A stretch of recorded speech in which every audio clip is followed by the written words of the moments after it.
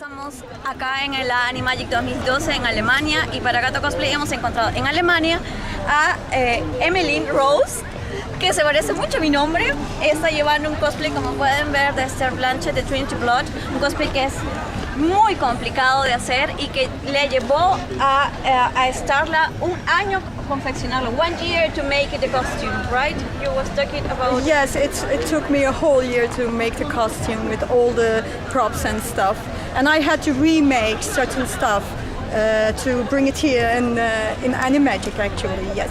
And the trouble, what's difficult to bring some parts of the costume? It is very difficult to transport it. You need to have a car, certainly. If you want to have it intactly transported, you need to have a car. So actually, I also advise to my fellow cosplayers, if they have complicated big cosplays with lots of props, big props, it's maybe to have a car or transport it in large boxes. Para la entrevista de hoy día es Starla. Ella viene de Bélgica y lleva haciendo cosplay desde el 2005. Since 2005 you've been making cosplay? Yeah, I began in 2005 and I made mainly Helsing cosplays.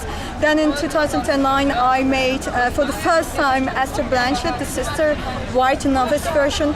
And I was being selected with that costume to represent Belgium in the European cosplay finals in London in 2010. That's impressive. We are next to, estamos al lado de una representante de un país. We are very proud to be next to you now. Could you please explain some parts that you find complicated or easy to make? Yeah. You need to have a lot of motivation to make Trinity Blood cosplays. If you have a lot of love to make that costume, you will certainly do it. Because there will be so many cosplayers who said, oh no, that's very, very difficult, I'm not going to do. No, I mean, try it. Because everything begins with a try. And for me, this is my third rosary. And I made 2 versions before this. And every time I have learned something new. And then I began to work with crystals, with pearls, with everything that I could find, and I experimented, and finally I began to create. Because creation is love, and when you have love for a costume, you're gonna succeed in it. So do it. Easy to find in Belgium, the materials? It is actually to see what kind of materials that you want to use, because every cosplayer uses another material.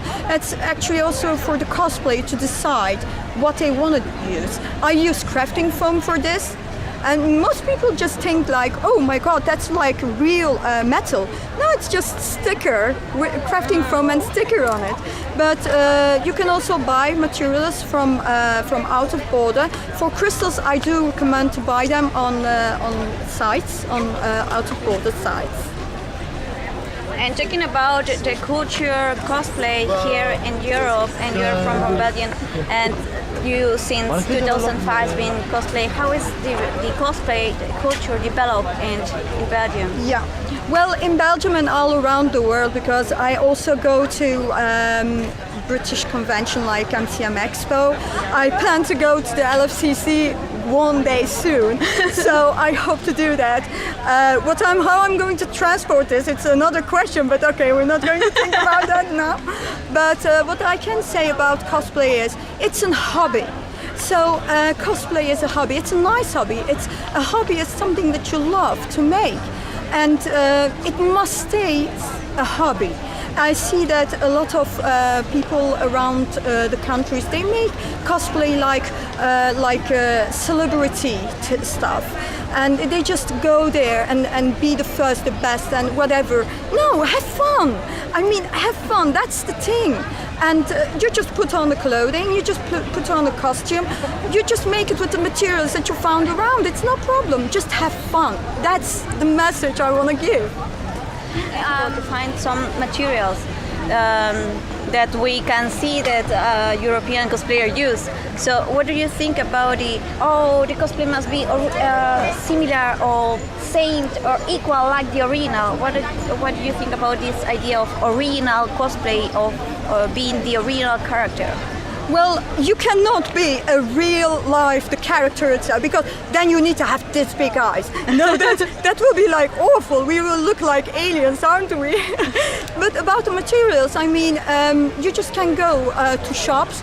I'm just going to say that sometimes I found stuff just in the garbage, like boxes and stuff, and I just use them, and yeah, why not? If I can use it. Even it is in America, I mean, we find cosplayers, they teach you how they make cosplay, make integrations between cultures. Well, like for instance, for example, in my case, we have a lot of contact with Trinity Blood cosplayers all around the world, because we give how to say it, we give feedback, tips, and comments on our costumes, and this is actually how it has to be. And I have known a very great prop maker in Mexico, for example. Name. Wait, his name. He's an able cosplayer, and he is really amazing. He makes gigantic props, and I'm a really big fan of him. But we just communicate. I just sometimes, a long time ago, I just said, "Wow, that's a cool cosplay," and he just sends back like, "Oh, thank you." And so we go into communication with each other.